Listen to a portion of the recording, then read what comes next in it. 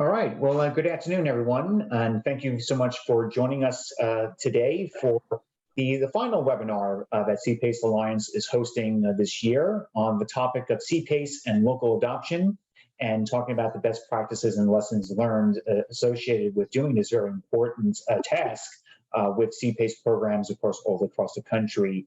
Because if you did not have local jurisdictions opting in or creating their own programs, within the states that enable these legislations to move forward, then certainly we would not have the CPACE marketplace, in which case to do these projects. And certainly I'm acutely aware that when I scheduled this webinar back a few weeks ago, I was not knowing that we were going to be in the midst of a very important World Cup competition here today, with the United States taking on Iran at this very moment. But regardless, I'm glad that you're all here with us this afternoon learning about this topic.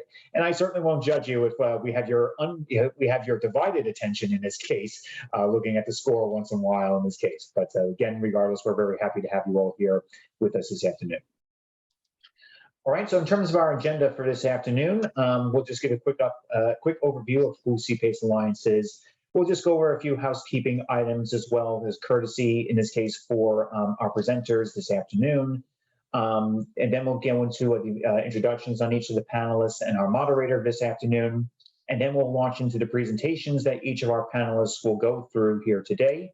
And at the same time, we'll then go into a panel discussion talking about different aspects about what they've been presenting on today and just giving additional insights that could be very useful to all of you here today. And then certainly we will then take questions and answers from the audience, and then go into basically talking about what basically you want to hear a little bit more from our panelists about. All right, so just as a quick overview of CPACE Alliance, we are a nonprofit trade association and a coalition of different capital providers and transaction experts, namely other law firms in this case, who basically are committed to achieving the public benefits of CPACE through the quantity and the quality of doing CPACE financings. And we have three main pillars of what stands up our organization. And what we do is first that we drive basically capital investment through these technical assistance to programs. We also provide thought leadership on different aspects really of creation of these programs. And basically we do, what we do is that we'll basically launch into discussing basically best practices and publishing white papers on these particular topic areas, in this case on the CPACE industry. And then we do develop and support different program administration models, and we do work on trying to get key legislation passed in a number of different states across the country. And we do work with our coalition partners here, in which case to go and achieve that, to build out the CPACE industry. All right, so before we do launch into today's proceedings, we just want to go over just some quick housekeeping items for all of our attendees. So first and foremost, you haven't done so already, please keep your microphone muted and keeping your video turned off during this webinar, because again, it's just so we don't have unwarranted interruptions, and we're being respectful, obviously, to all of our panelists who have taken the time out today to present as part of this webinar. And then any questions that you do have in this case for our panelists, we'll take them and basically answer them at the end of the webinar. And we ask you to please place your questions in the chat area of Zoom. And again, we'll be monitoring your questions throughout the webinar today. And then we'll try and get to as many of these questions as possible before the end of the webinar this afternoon. And then one other point to raise as well is that this webinar is being recorded, and we plan to have it uploaded to CPACE Alliance's newly created YouTube channel, certainly either by later today or certainly tomorrow, in which case if you don't have a chance then to view it, of any of your colleagues who are not here and wish to view it, that would be the place that you can basically find that. And so we will have that posted there, again, in very short order.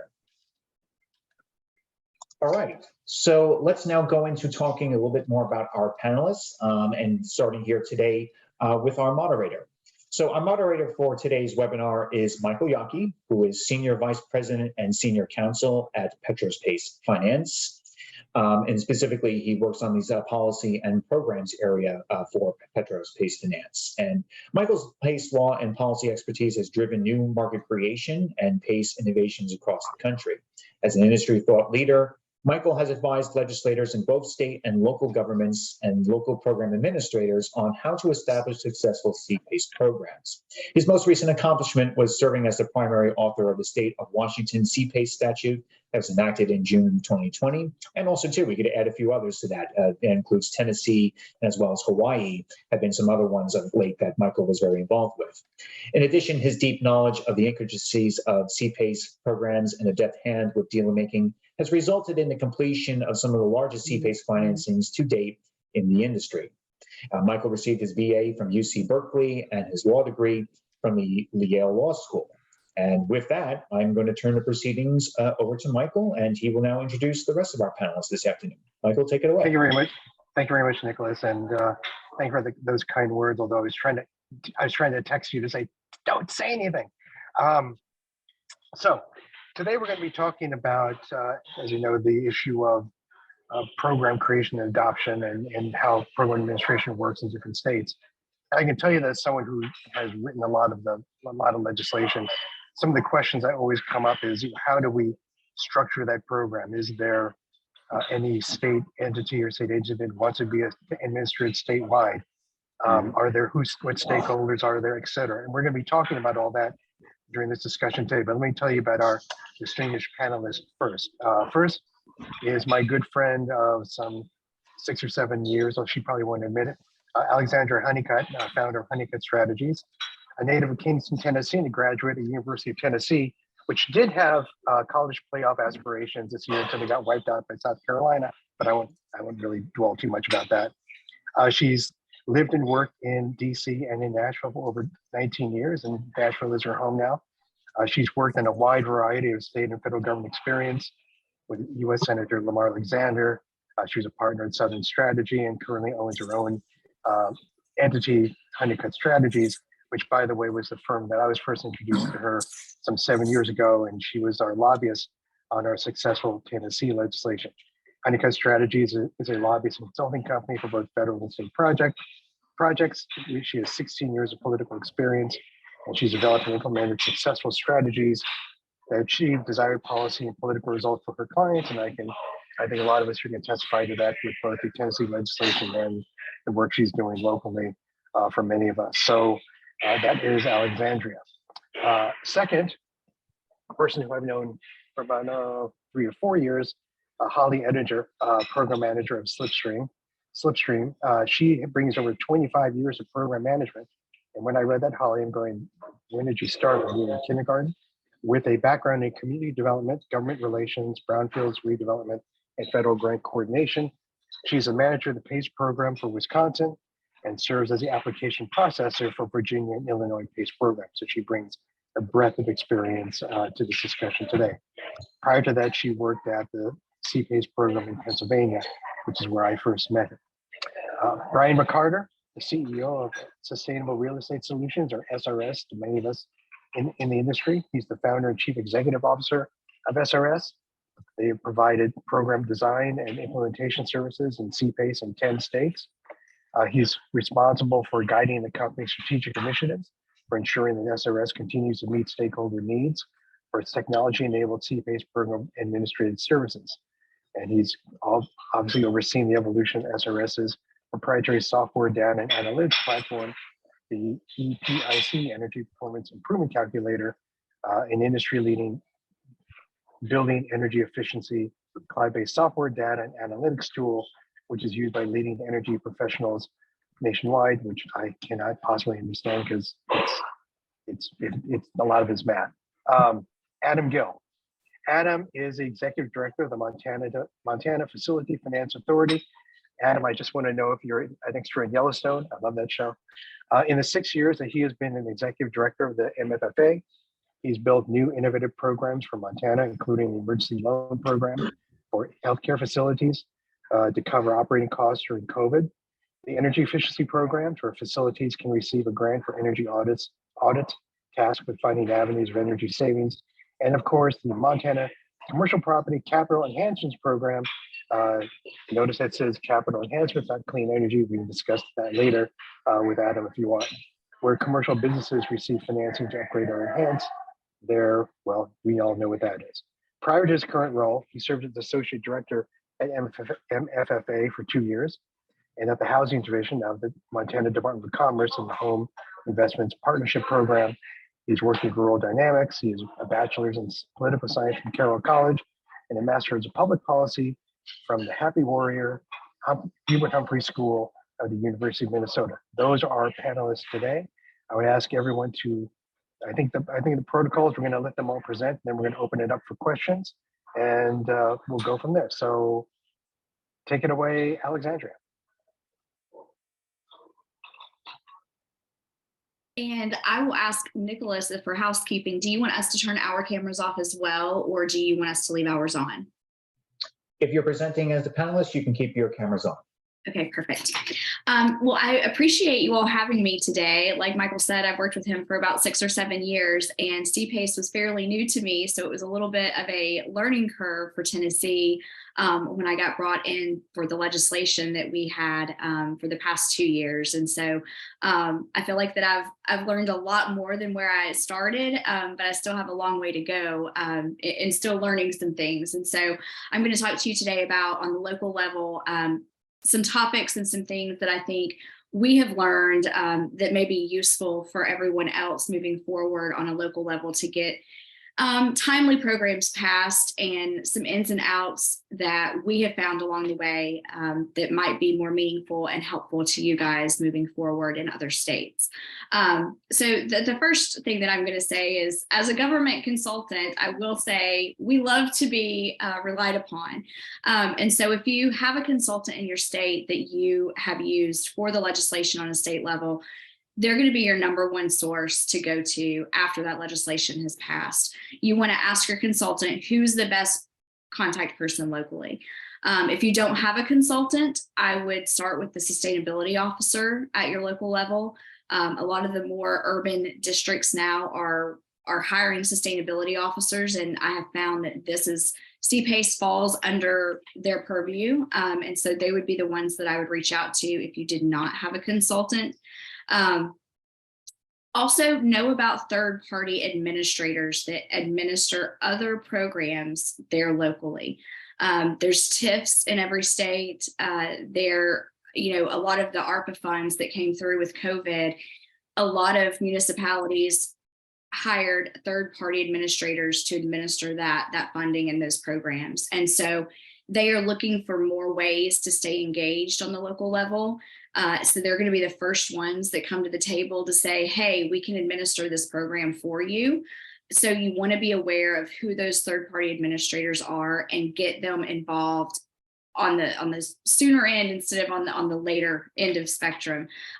They can be a real thorn in your side if you don't make friends with them early on. And if it's someone that you don't want to be the administrator, definitely talk to them first and kind of put the negatives out there in their ears as to why they would not want to do this program. So you can kind of weed them out on your own. But third parties can be a real pill sometime if you don't get them involved. And so I would definitely recommend, after you talk to your local person, whether that's a sustainability officer, the property assessor, or the mayor, your next call should definitely be to the third-party administrator of any government programs that deal with funding. Next slide.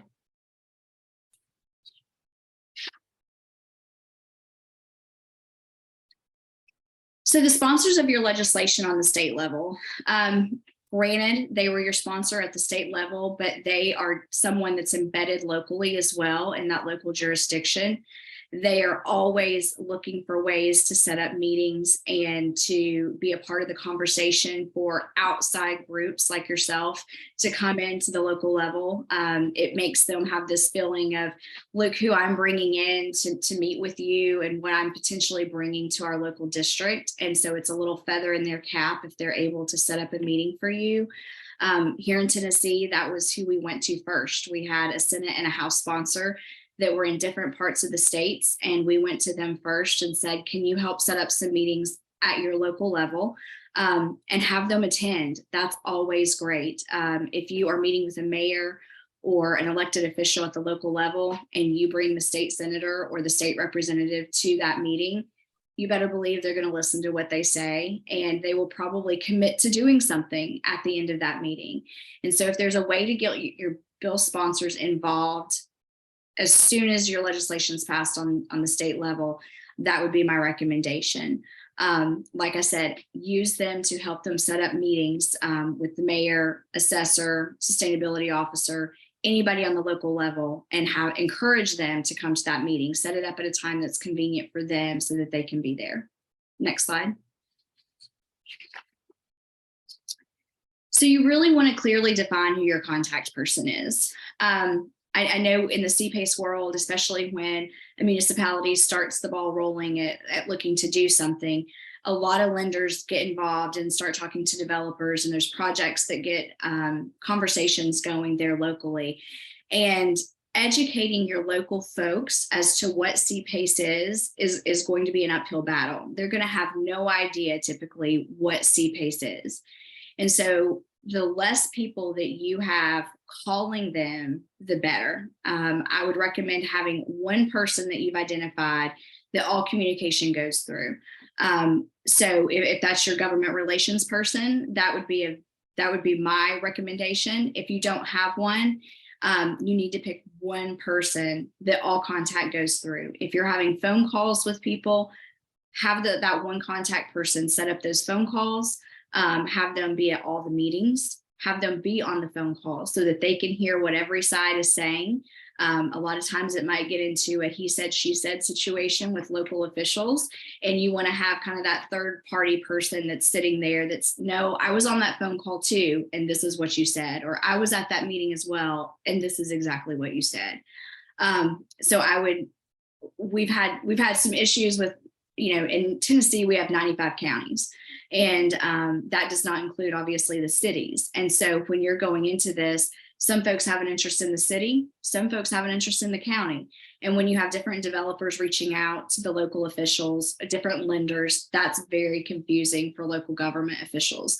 And that's a real good way for them to just say, no, this is too much for me. I'm bombarded. I'm very confused. I don't know what this program is.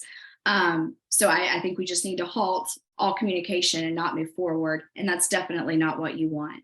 So make sure that you have a principal communicator and make sure that you have a single primary line of communication. Next slide. Project awareness. The first question that you're going to get when you have a meeting with someone locally is, well, who's going to come? What project are you going to do? To be honest with you, if a lender's involved, they're looking at you as you're someone from out of state. You have no idea what's going on in my backyard. And what do you think that you're doing? Having a meeting with me, telling me what I need to do.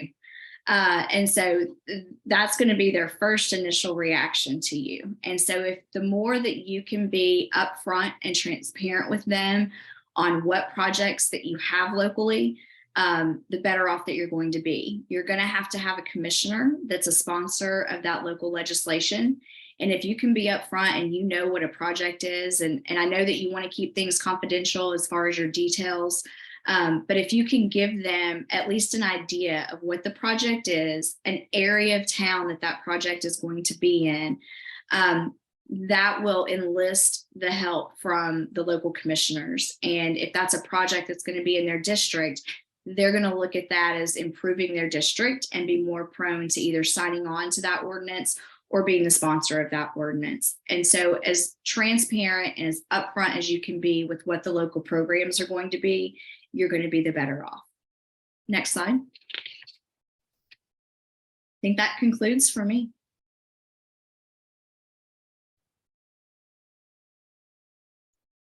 All right, Holly, you're up next. Great. Just give you all an update. Still 0-0 game, US-Iran. So it's still quiet in my house.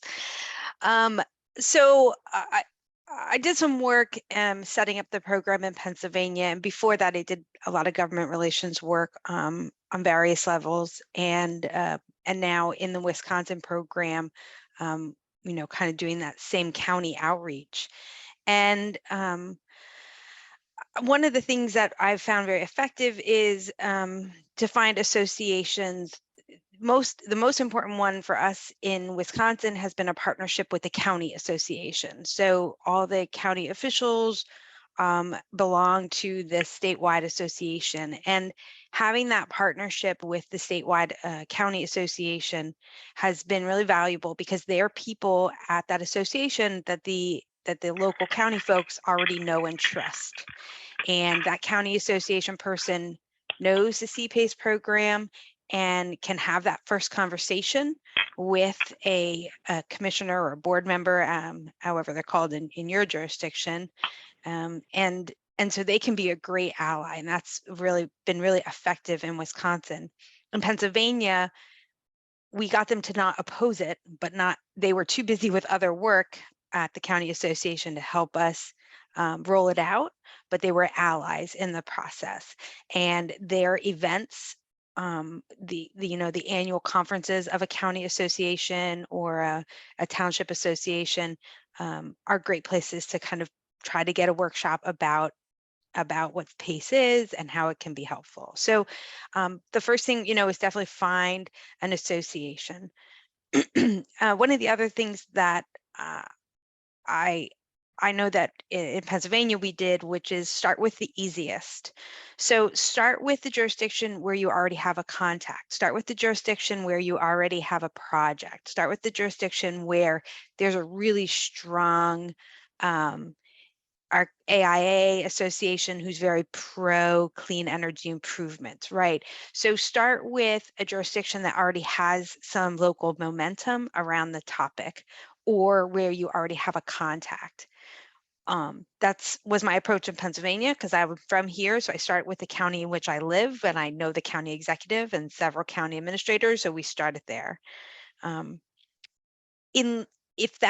Once you get that first one, that helps you build credibility with the others. And we just had a county in Wisconsin pass.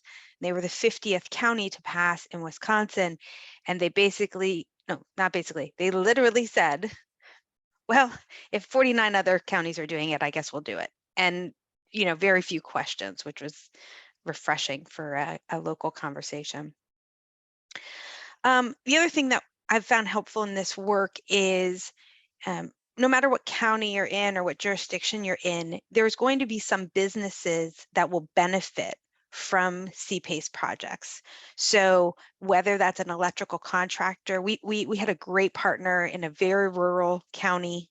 He's an electrical contractor, owns his own business, pretty big company. He knew people at the county, and he was willing to make the appointment with his contacts and walk in with us as the local voter, right? So he has skin in the game. He was supportive of the program. That made the conversation very easy with the county officials. So, and I know this is a CPACE Alliance call, but I have experienced this where, and I think, I think she mentioned it too, and is that sometimes the out-of-town lenders can cloud the waters, I'll say, because local officials are working at the local level. They do this voluntary job because they care about their community, and they're protective, in my experience. So when someone comes in from out of town, it can put their guard up. It can also cloud the who does what roles as you're explaining how the program operates. It's easier to explain that the lenders are this group of private equity firms and private investors that come to the table, rather than sitting in the room. Sometimes that creates confusion for elected officials. So I would just say tread carefully if you have a lender who's really working closely with you on adoption. Sometimes it's okay for them to take a half a step back and let a more local voice take the lead in the conversation. And we're glad to advocate for you as a program administrator and as the local contact, because we want to see the deals done too, but we have to kind of go through the process. So next slide. My experience has been that thank you to Texas, because I called it CPACE in a box when I was selling it in Pennsylvania. And we don't call it that in Wisconsin, but this idea of that the program is already developed, right? And that you as the county or the city or the jurisdiction, you don't have to start from scratch. We've been through this, we developed this. And for us, when I say, well, it's basically the program in a box, it resonates. People understand that it's kind of an easy to digest piece. Don't need to tell this crowd that CPACE is economic development. It's a great economic development tool. Certainly, I'm not going to belabor that point. We all know that. And I've found that as much as I am a, let's move to a carbon-free economy person, sometimes making the conversation very local and saying, well, we've seen these weather patterns change. We've seen our weather get more crazy, and those rainstorms, and just, rather than climate, say weather, because it is weather, and it is crazier than it was, and it's it just makes it a little less sounding like jargon and a little bit more sounding like we're here from your community. We understand some problems everyone's facing, and we have a solution. Because at the end of the day, I'll go back to these people who do these jobs, local elected officials, especially. I was on school board for 4 years here. I'm on a board of directors in my community. They don't get paid. Like, a lot of this is just because they care. And so you need to make them understand that this is a program to help. So do I have one more slide? Yep. So make it personal. Know who you're meeting with. I'll give you guys a very short, I think somewhat entertaining story. I was working on a brownfields redevelopment program a couple of years ago, and I was meeting with some folks in a town called Bangor, and Bangor sits in what is affectionately known as the Slate Belt. And there was a brownfield that was an old slate quarry. And we were going to bring grant dollars to help clean up this abandoned slate quarry. And I'm meeting with the superintendent of schools, and I'm explaining to him how terrible the slate quarries are, and the environmental damage, the water, the runoff, the sediment into the water, kind of like laying out why the slate quarry is bad. And as I'm talking, I realize that behind this man is an oil painting on the wall of a slate quarry. And then that jogs my memory that the high school mascot is a slater. And I very quickly had to do some backpedaling about, well, how slate quarries were actually really great in a lot of ways. They brought jobs.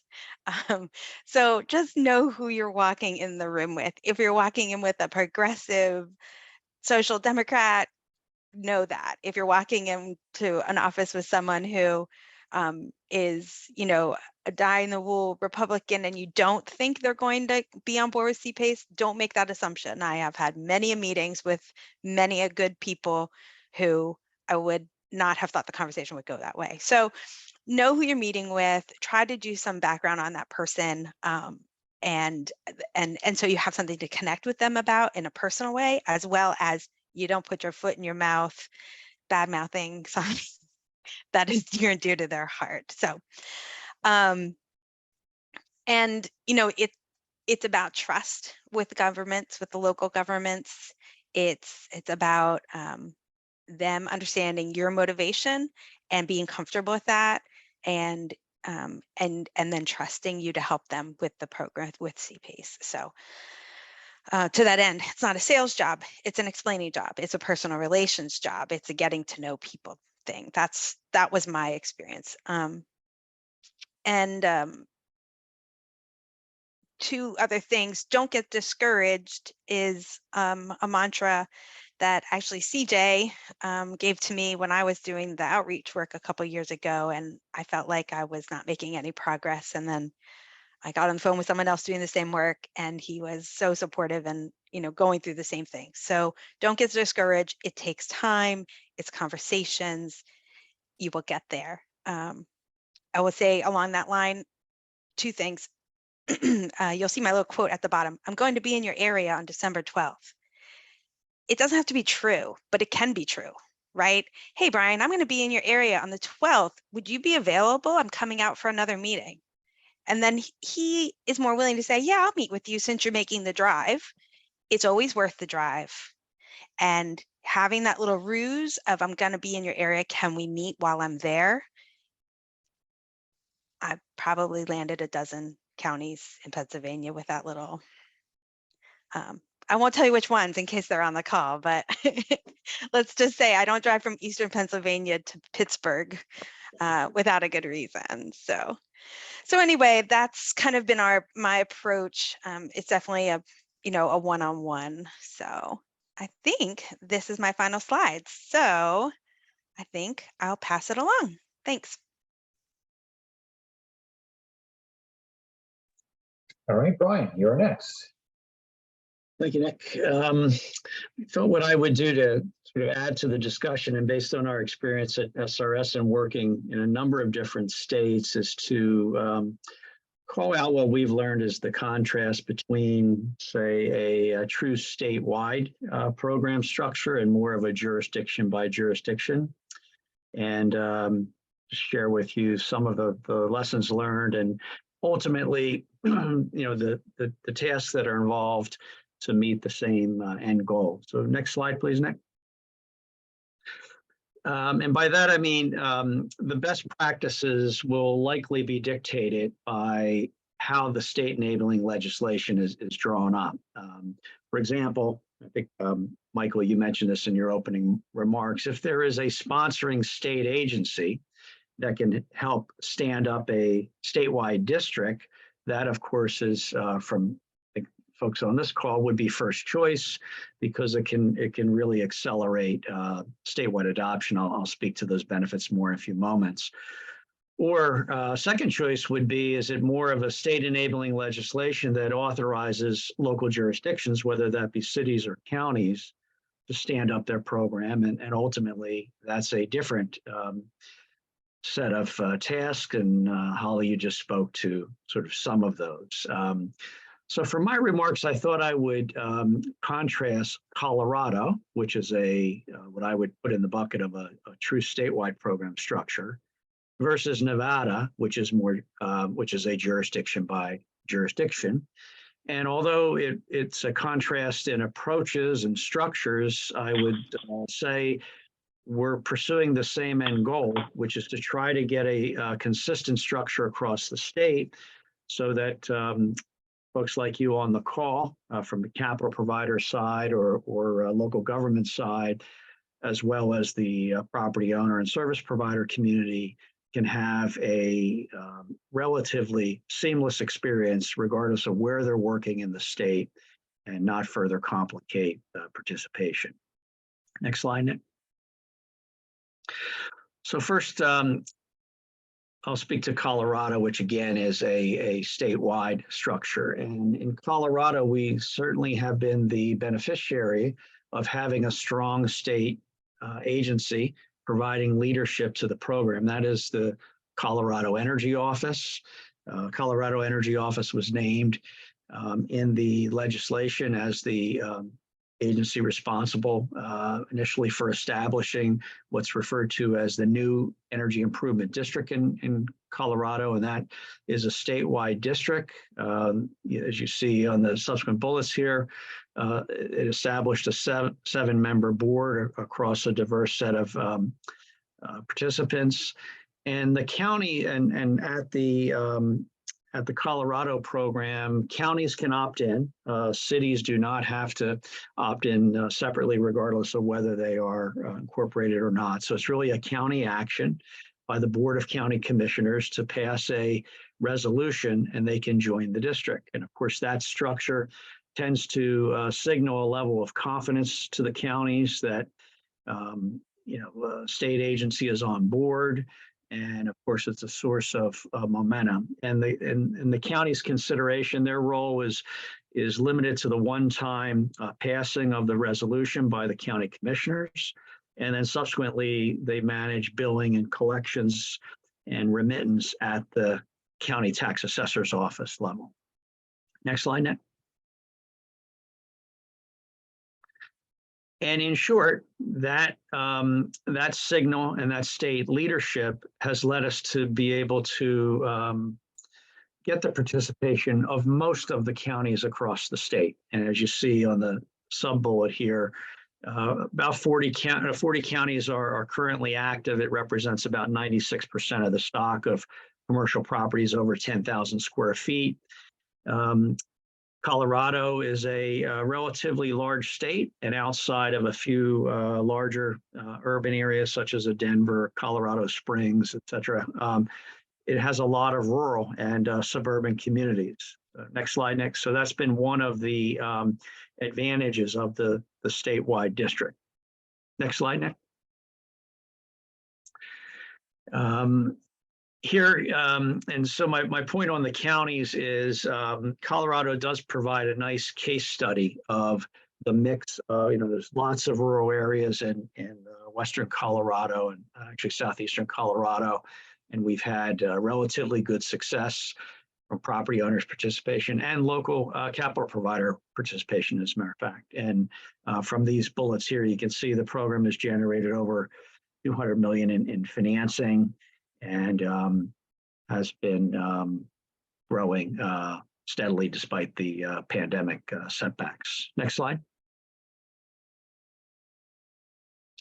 I'll contrast that now with the state of Nevada, which, unlike Colorado, no state agency stepped forward or emerged in Nevada to provide a statewide district and a consistent program structure that the local jurisdictions could rely on and adopt. So that has provided additional level of challenges, and in short, what the enabling legislation in Nevada has done is authorized cities and counties to adopt the program in their local jurisdiction by passing a resolution, but the state legislation really didn't do much more than that to support the local governments. And again, not surprising, I'm sure, to most on this call, but I think Alexandria commented on this, but most of the local governments, particularly when you get to the city level, they're bandwidth constrained. They often lack any background or knowledge in the program, and so that certainly provides a hurdle. And in short, that's really the challenge that we've had to date in Nevada. So next slide, Nick. And so what we did initially to address this challenge is the city of Las Vegas was the first to stand up a program in Las Vegas, and in our collaboration with them, the city also understood what the state enabling legislation structure was. Las Vegas fortunately took a leadership position, and in the design of the Las Vegas program, which again was the first in the state, we were mindful to set the structure up such that other jurisdictions, whether it be cities or counties around the state, could emulate the program structure in Las Vegas. And that allowed us to help overcome some of the initial objections by local governments about the level of startup investment that they would need to stand up a program, not having any existing infrastructure, and so forth. And sort of a common refrain is that, we just don't have the local resources here or the knowledge to stand up or cost effectively administer the program. So Las Vegas got a lot of credit early on for doing just that. And that allowed us to get the first generation of jurisdiction participants, which you see Las Vegas, North Las Vegas, Henderson, all in the southern portion of the state, and Reno and Fernley in the northern portion of the state, to adopt programs in that 2019 and 2020 timeframe. Next slide, Nick. And I think also many of you on the call have had this experience as well. In 2021, we started an initiative to update the statewide Nevada enabling legislation as it was flawed in a number of areas, had omissions in other key areas. So this notion of having a cleanup set of amendments, had been brewing.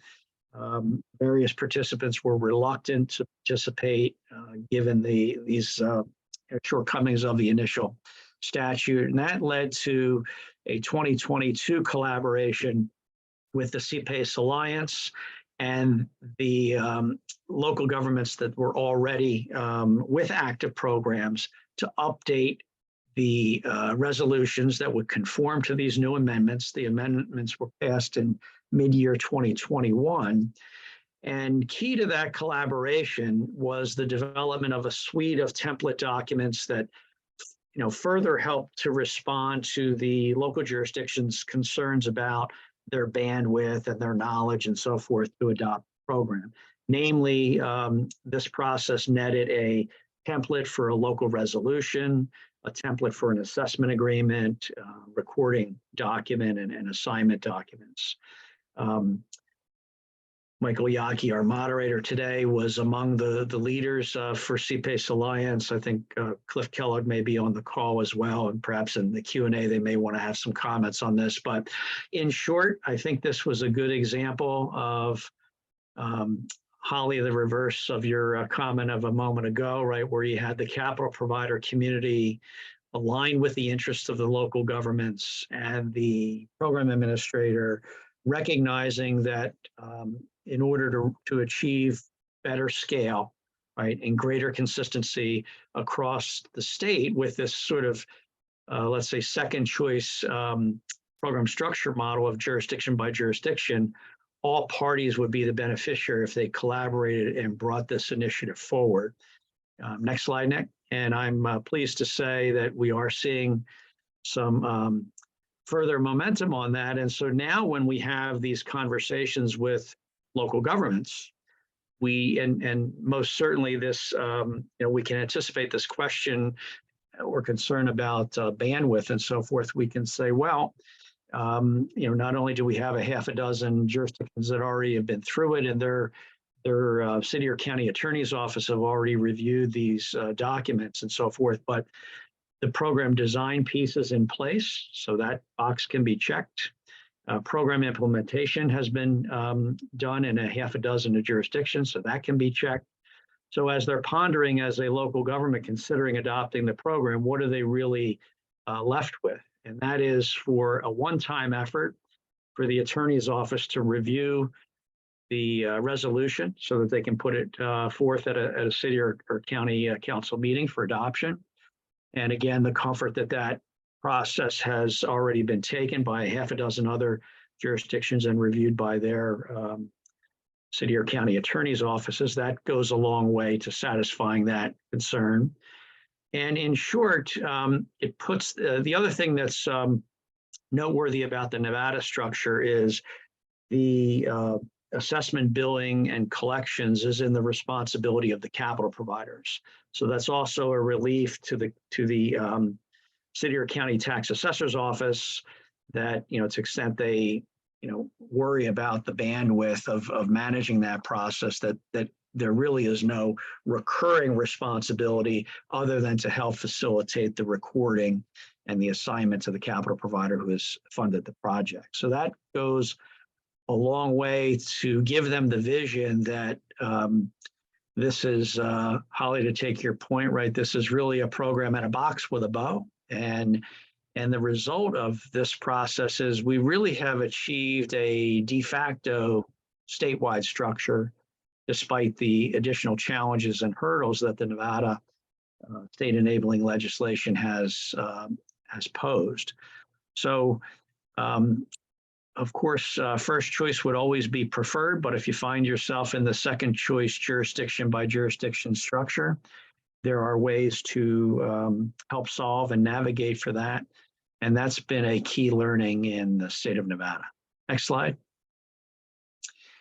And currently there, I have listed here the currently active jurisdictions and those that are at some phase of planning to launch programs, which would likely happen in the first quarter of 2023.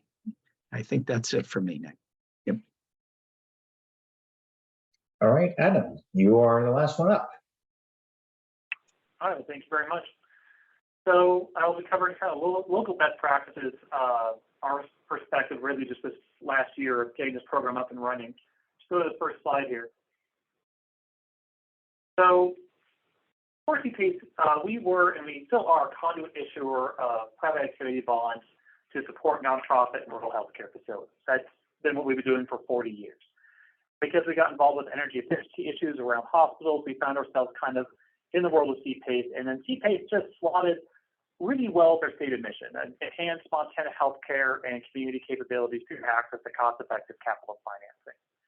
You know, our model as a statewide administrator for Montana's last best PACE program, and we oversee the financing process and serve as the agent for the counties, so businesses in the county can access CPACE financing, you know, without the counties having to create their own program. And that's an important note in Montana.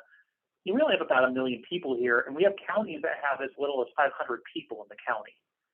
And there's no way in God's green earth those people are going to get together and build a CPACE program from scratch for their county. They're already too busy. They're wearing 3 other hats just to try and keep everything functioning. They're not going to add to their work. But if we can show up with basically a ready-made program and just say, create the district, we'll take care of the rest, then we find it pretty willing to sign on. And so we see that with we were first authorized to create CPACE in April 21. We launched our program only a few months later in January. And we closed by May, closed our first financing in May of 22 in rural Broadwater County of only about 7,500 people. And again, like on their own, they never would have built CPACE. They are struggling to keep their head above water on their local districts, on their TIPs, on everything else that's going on to keep a rural community running. They would not have pursued this and tried to run this. They just don't have the staff, they don't have the money, they don't have the bandwidth. But because we exist as a statewide entity, that made it a lot easier for rural communities to get in. The 8 Montana counties that currently have districts are covering about 35% of commercial buildings. Most of these counties are rural. They're Rankin County, which is in the northwest corner of the state. They're Mineral County, which is a population of like 3,200 people. We have a lot of rural communities that saw the benefit and they jumped on this. We're talking 5 more counties with active projects. I think within the next year, we should have about 3/4 of our commercial buildings covered under PACE districts, just because counties don't have to do a whole lot. Go to that next slide.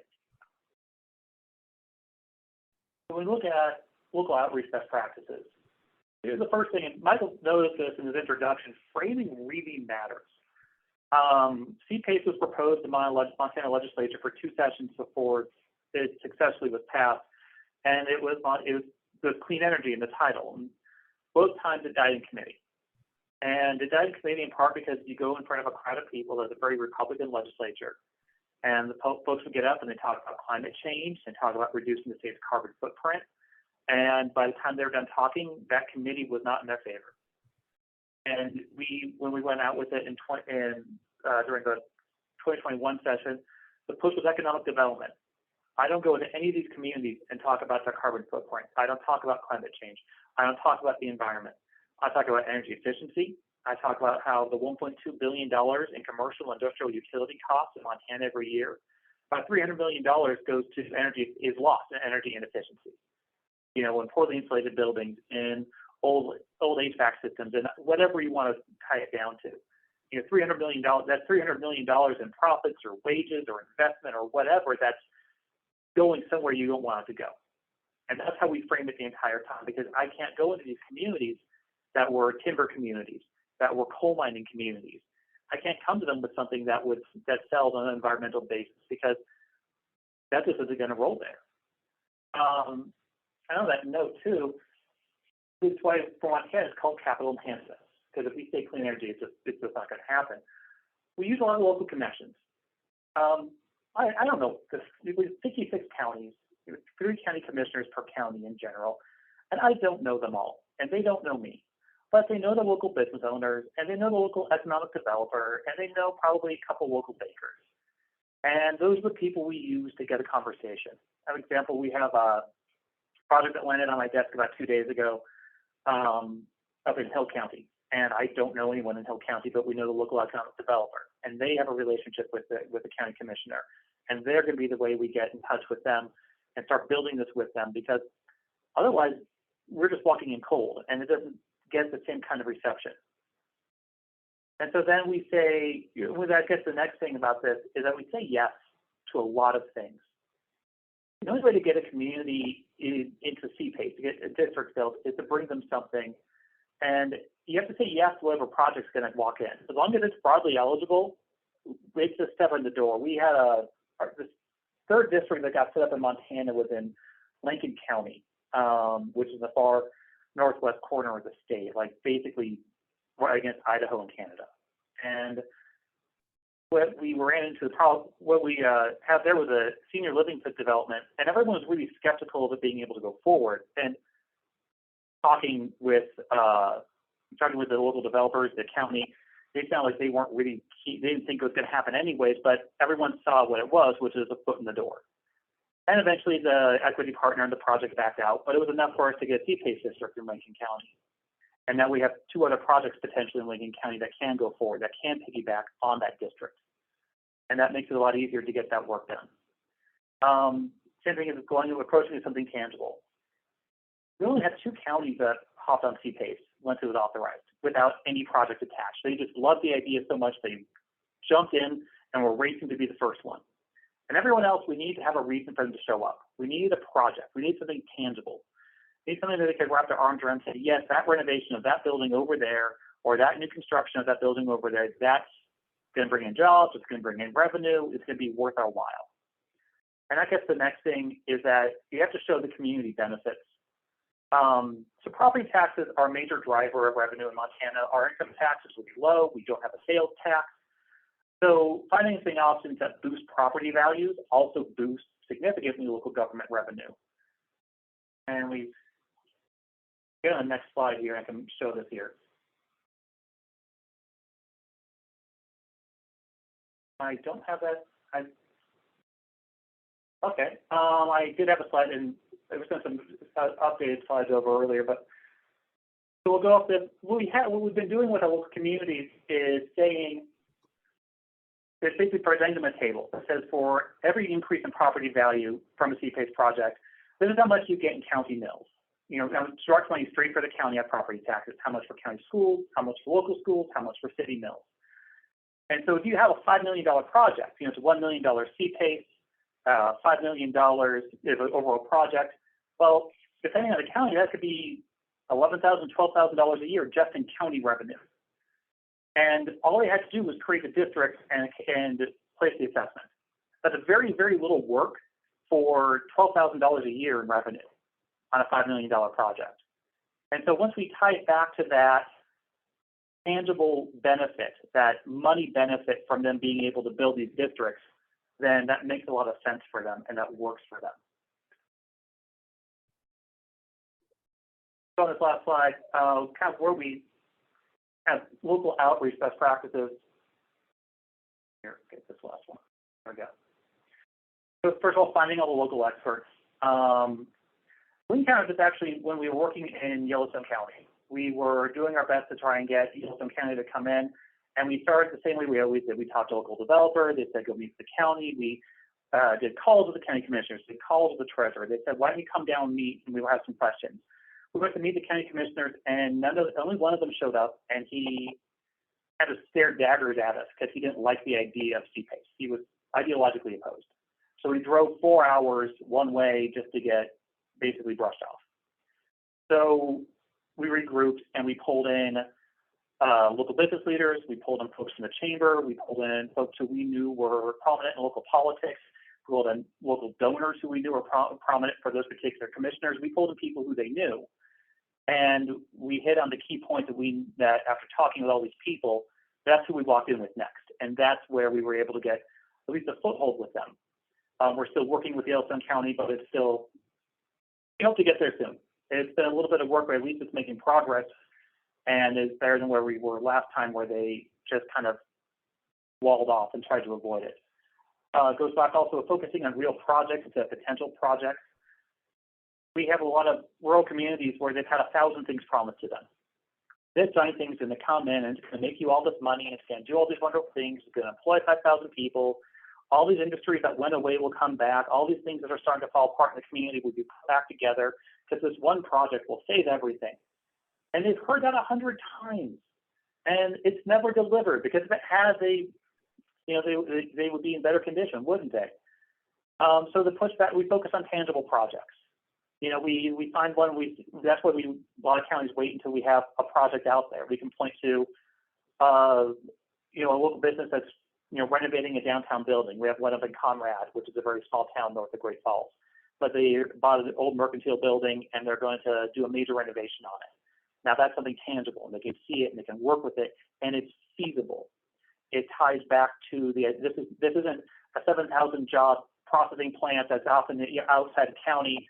This is something that's in their community. They can see it and they can touch it. And even if they might still be getting all their other pieces lined up, it's enough for us to go out there for them to see it and see the benefit that they usually say yes on that. Now we will occasionally run into what I'm going to call deliberate ignorance. And we see this in a couple counties. We go out, we explain, we answer questions, and a lot of the skeptics will come out with some good questions. You know, what's the cost? How does this harm us? What do we do? You know, what happens in default? We work through all those questions and we work through them, and we still encounter someone who will cross their arms, sit back, and say, "Well, I just don't know. I still have questions." And there's a point where we have to push back on that. So we had in a case where we're doing that, and the county treasurer just said they just don't know. They have to look into it more. And if we pointed out that we've already had 4 conversations, we provide them with all the legal documents twice, and we walk them through the guidelines alongside our attorney at our cost. So what are the questions do they have? And they had to start coming up with questions because they were really hoping that just saying, "I don't know," would get you somewhere. And we worked through all the questions in that session in front of everyone else. And now they don't look like they have legitimate questions. They look like they're just standing in the way. And so there's a point where we are very accommodating. We answer all the questions, but there's also a point where we have to push back. And for people who say, "I just don't know," and they're just trying to stonewall this, there's a point where you have to politely push back on that so everyone else can see that they're deliberately stonewalling. They aren't coming up with legitimate questions. They're just trying to get out of having to do something or support something for some reason or another. And I got a question that popped up in chat. We'll get to that actually afterwards in this case. So we'll get to that question soon. Yeah, so that's what it comes down to. Is just for us is finding something people can get a grip on, finding something that makes sense for the community, is tangible, and using those local actors to convince them. If we can do that, we can get the counties on board, because for them it's a huge win, and we only have to get them on board once. And then going forward, it's so much easier.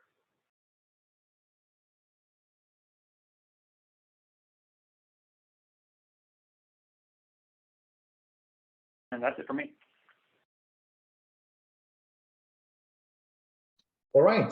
Thank you so much to all of our panelists for your presentations here this afternoon.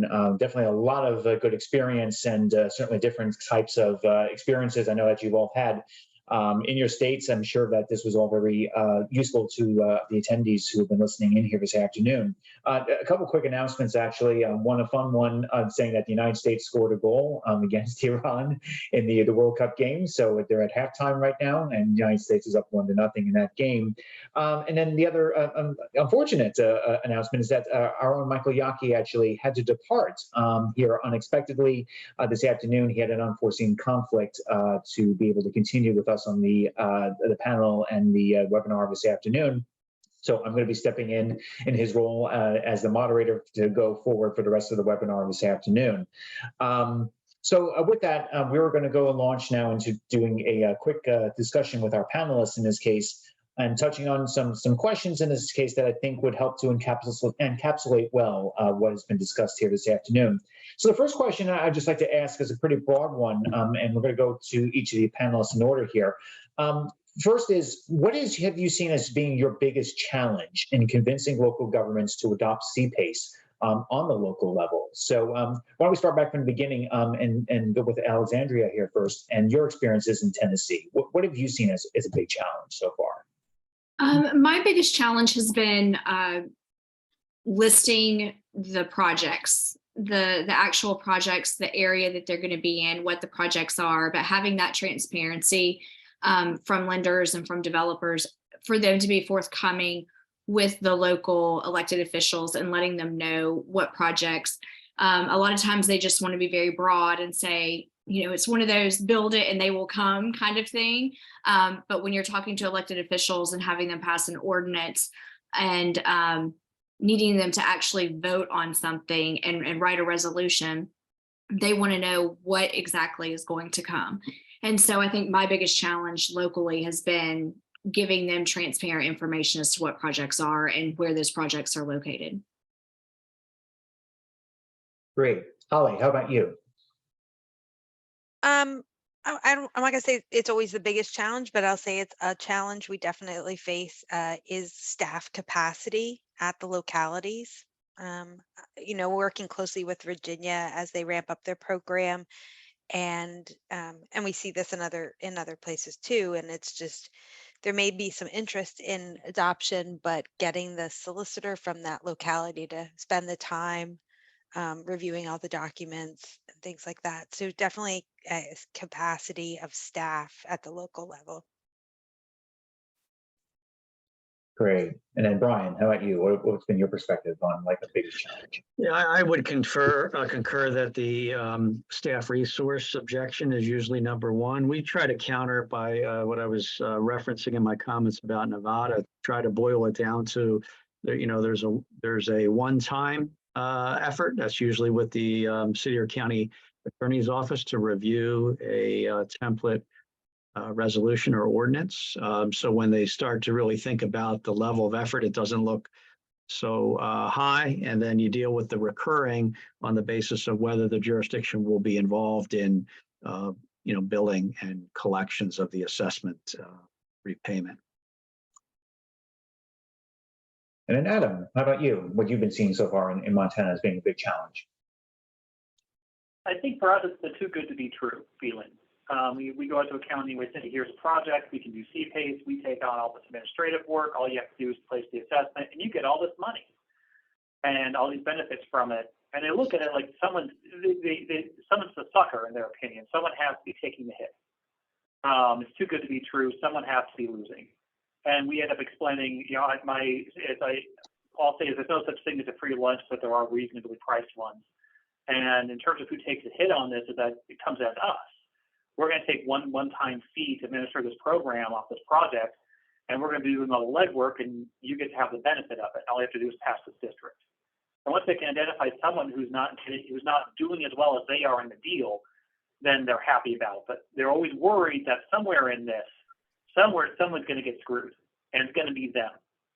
And so if you can raise your hand and say, you know, we're taking on the work, it's our obligation, we're going to be the ones who take these pieces on, they feel a lot better about that. Yeah, I certainly have to concur with some of those sentiments that you've been saying in this case about, you know, certainly staff availability to devote the time in this case to really look at CPACE on the local level. And then certainly too, yeah, that's sort of like good, you know, it's too good to be true type, you know, aspect to it as well. Because I saw that certainly in my days when I ran Connecticut's program for about 6 years, and I was kind of traversing Connecticut throughout the four corners of that state, convincing basically local jurisdictions to opt into our statewide program as well. So I certainly concur that I think those are definitely some of the biggest challenges I think that any program administrator basically faces. I want to go back to actually a point that Holly, you raised in your presentation about CPACE capital providers potentially being a hindrance to helping with local governments in this case, and basically adopting the CPACE on their level.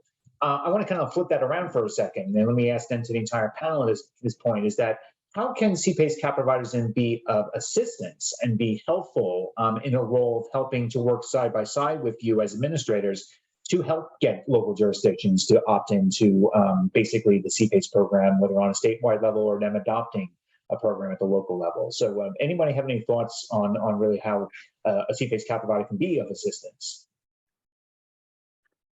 I think Nevada provided a good example of that as well, Nick, where the capital provider community participated in the development of a suite, the key suite of documents, which goes back to the point about the resource availability and allocation objections of the local government, and to say that, look, the the industry has already reviewed and approved these suite of documents, as have other jurisdiction attorney offices.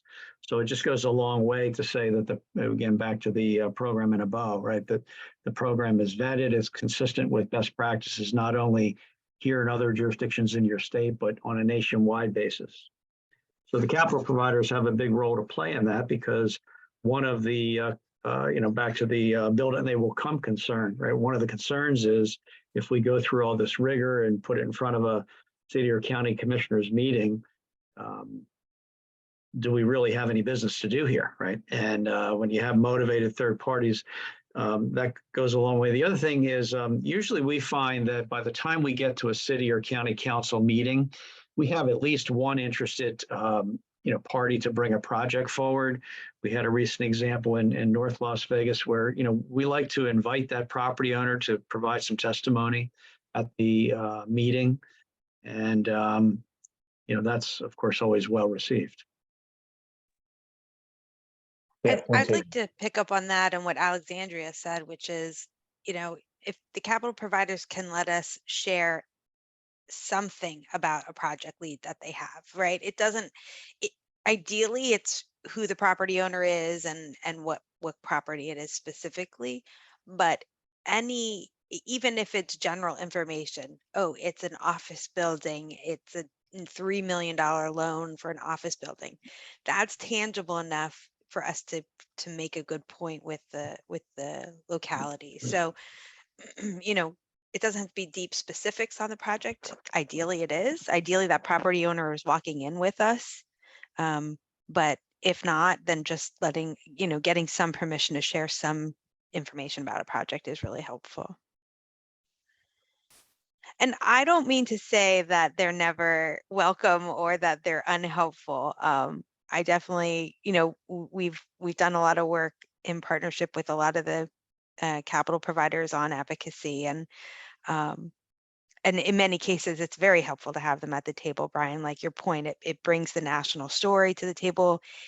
There's a little bit of keeping up with the Joneses, I think, when you're talking with local governments. And so framing it that is very active in other states, and your county should do it, and having someone from a national lender is really helpful in that conversation.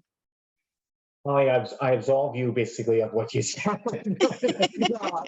I get some hate mail from Michael Yagi later. I don't want to make it sound like that you're having a negative comment in this case necessarily about CPACE capital providers, but but just to say though, at least that there is some way that it can be helpful, so that it doesn't at least then go and basically upend the process or make it basically more difficult on the part of program administrators to do it. So but I appreciate some of these thoughts and insights in this case of how they can actually be of assistance working side by side with the program administrator.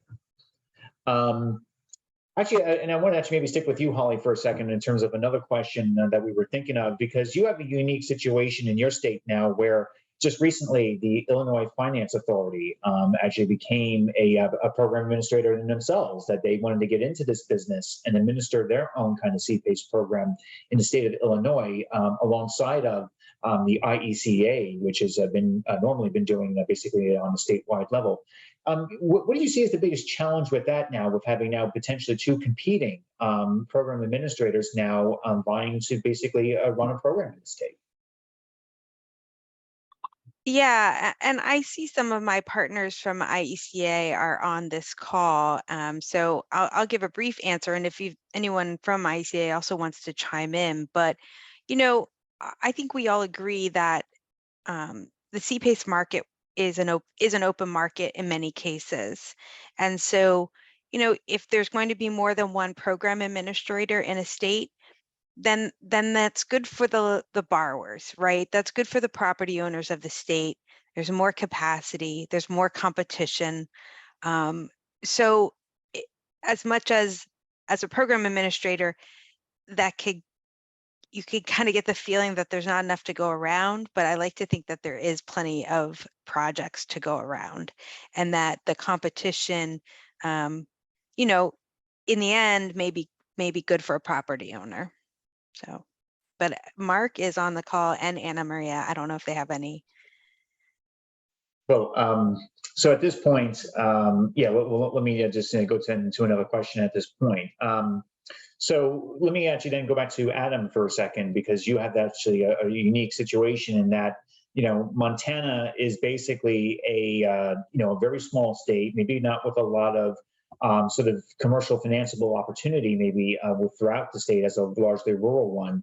So what is basically a strategy in this case that you think would work for a program administrator like yourself on basically, doing basically then the local adoption in this case, knowing that maybe there are few opportunities of using CPACE in the state, and in which case then they'll convince then capital providers to come in and then be able to say, hey, we've got some opportunities here, and makes the case then to local, decision makers to opt into doing a CPACE program in the state of Montana. So I'd be curious to hear some more of your thoughts about that, just knowing that it is probably a smaller financeable market opportunity, and that you still got to be able then to get CPACE capital providers in there to basically show you have the opportunity then to do local adoption.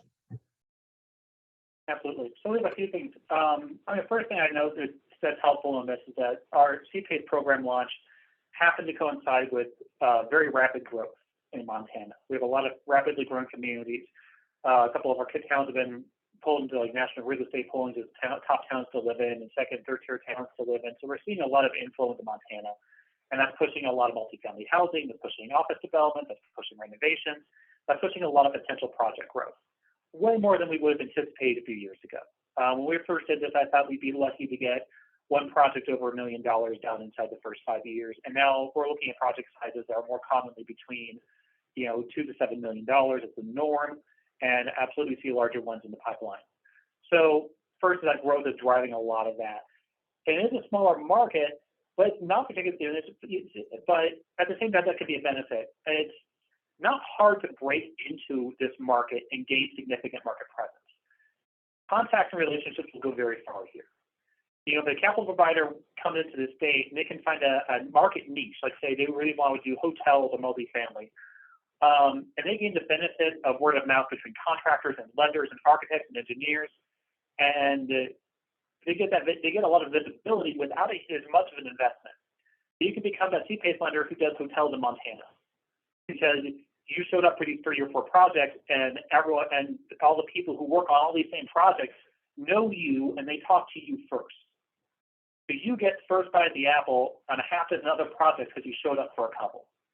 And I can go the same way for working on, even say, a niche portion of a development. You show up at the ground floor of a new development area, and you do this new development that shows up and that comes in. And now the developer knows you, the partners involved in the development know you, and if another partner comes in to build a new building or do something in there, you're that first line of contact. Because that word of contact, that relationship piece will do so much to get you there. So then you don't have to make a giant investment. You don't have to do 40 projects to secure part of the market niche and its market portion. You can show up, do a couple projects, and become that kind of default lender. I shouldn't say default when we talk about lending programs. That go-to lender for that type of financing just by being the first one to show up. There's a lot of benefit in being there. In addition, also, obviously, outside money being what it is, we're also doing a lot to attract and get Montana lenders to be capital providers, especially on smaller projects, because all of our outside lenders, they don't have interest in projects under $1 million or under $2 million. That leaves there's a lot of eligible projects under that range, and that's where we're engaging local banks. And as they get more comfortable with small projects, they will also start pushing into large projects, pushing that engagement and getting them out there to see what the benefits are. We're seeing a lot of movement there, and we hope to see a few more local lenders involved in projects in the near future.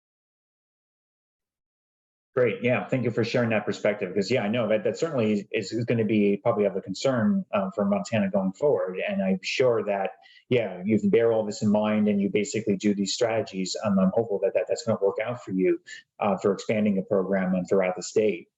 Then just, I think, lastly to Alexandria, I just want to ask this question, because obviously you said you've been doing a lot of work now and trying to get local jurisdictions to opt in Tennessee. So what basically do you see as being sort of, the opportunities going forward for getting certainly more, especially in this case, maybe like rural counties and other sort of jurisdictions in this case that are not like the big concentrated centers of commercial properties in this case. What do you see as that being the opportunity to get those other sort of more outlier sort of counties, in this case throughout Tennessee, to opt in eventually to create their own programs? In Tennessee, I have had quite a few rural areas that have reached out. Now, granted, some of them have been on the outskirts of larger urban areas, but a lot of our industry and a lot of folks that, Tennessee is up there with the largest growing states, and we have 89 people that are moving just to Nashville-Davidson County every single day. And there's not enough room for them. And so they're moving to some of these more rural areas. And COVID has also helped people to work remotely. And so they're moving to rural areas, and industry is going to those areas. And so for us, there's been a lot of budgeted items for businesses in rural areas at the state level. And in turn, I have had a lot of lenders reach out to me for those rural areas saying, okay, this industry got X number of dollars budgeted in the state. However, they're going to need to bridge a gap some way, and they're looking to do a CPACE loan, but we need a program in that area. And so that's something that's been very big here in Tennessee, is industry in those rural areas needing to bridge a gap between state funding and what they're doing, in that area. So that's an area that we have focused on here in Tennessee.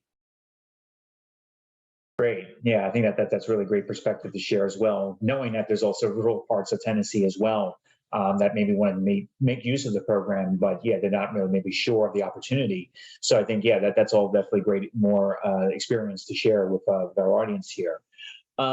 So I actually was going to move to this point to getting to a point of questions and answers, but to my surprise, I think we've left our attendees here spellbound, or maybe they're distracted by the World Cup game as well. But I actually don't have any questions from the audience at this point. So instead, what I was going to pivot to do, just very quickly, go down the line of all of our panelists. If you have just some concluding thoughts that you wanted to share with the audience at this point, just about basically on local adoption at this point that maybe we haven't touched on so far. So why don't we start with you, Alexandria? Sure. I'll reiterate a few things that some of our other panelists said as well, but communication is key. How you communicate with those individuals. It needs to be clear, concise, to the point. It doesn't need to be in jargon that you are used to using in your daily business, because they don't understand that at the local level. So the more simple that you can be, the better off, the more transparent, and just communicating and knowing your audience, I would say, is the one takeaway. That line of communication of one person to communicate, and making it as simple as possible on how this operates and how it works. Great. Thank you very much, Alexandria. And then let's move over to Holly. Do you have any kind of parting thoughts about local adoption at this point? I'd like to use my parting thought to give a shout out to our partner, Nancy Graham, and the Oklahoma program that she's running, and doing the work that we were talking about today of county by county and conversation by conversation. She's definitely growing the program in Oklahoma. And we're looking at a project or two closing two more projects closing by the end of the year. And so I just want to, she's someone I was recently talking to about this work, this outreach work, and I know she's on the call. So I just want to shout out to all her and all of the people doing this work and having the conversations.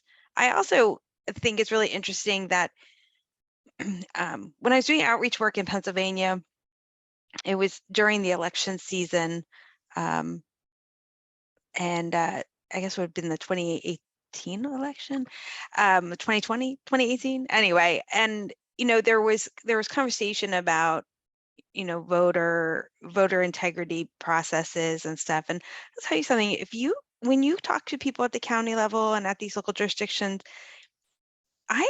it was reassuring to me that the process and the diligence is there for CPACE and for every process that we entrust to local government. So it's definitely it's not easy work, but it's definitely genuine. So that's all. Great. Thank you so much, Holly. Brian, any parting thoughts on your part? Just one that I don't think I touched on earlier that we learned in the jurisdiction by jurisdiction, the hand-to-hand combat. The change in Nevada, the state enabling legislation amendments, one of the things that it did is it no longer required the local government to be a party to the financing agreement. And we've found that that was a big relief because, again, back to the resource constraint, sort of knee-jerk objection of the local governments. It doesn't require the city or county attorneys to do much review, if any, on the financing agreement. And of course, it provides more flexibility to the capital provider and the borrower in the negotiations on the T's and C's of their agreement. So I know that option is not always available, given state legislation, but if it is, it has made a pretty significant difference in the posture of the local governments. Great. Thank you very much, Brian. And then Adam, let's round it out with you in this case. Any parting thoughts from you? Any final thoughts? I'd say never turn down an opportunity to present, never turn down an opportunity to meet another partner. Best way to get this out there is word of mouth and getting people to sitting down, even if it's a small group, even if it's 3 people that show up. You never know what comes off of them. And if you want local adoption, you have to eventually be in their area and talking with them. And so this is the best way to identify projects, to get local support, to get local lenders. Just keep showing up in their community and keep doing that outreach. All right, and I think that's a great thought to conclude on in this case. Is certainly, yeah, if you have any opportunities in this case that you're approached about on a local level, never shy away from it. I think it's always a good opportunity to expand your program to as many locations as possible in your state in this case. So definitely always take advantage of all those opportunities. All right, and then with that said, I think that is all for us for today. We thank you so much for joining us on this subject and this topic this afternoon. And as you will note, I actually have no further events to share with you at this point. That we will be planning, though, certainly more webinar topics in the new year in 2023. And then once we have those new topics established, we'll definitely be notifying you about it. And we'll welcome you to join us on that particular topic. And so with that, thank you again for joining us this afternoon. And we hope that you'll join us for future webinars that we'll certainly announce in time to come. So again, thanks again to our panelists. Thank you to Michael Yockey, who had to depart us. And again, we hope that you have a very safe and happy holidays to end the year. Take care, folks, and have a great day. Good.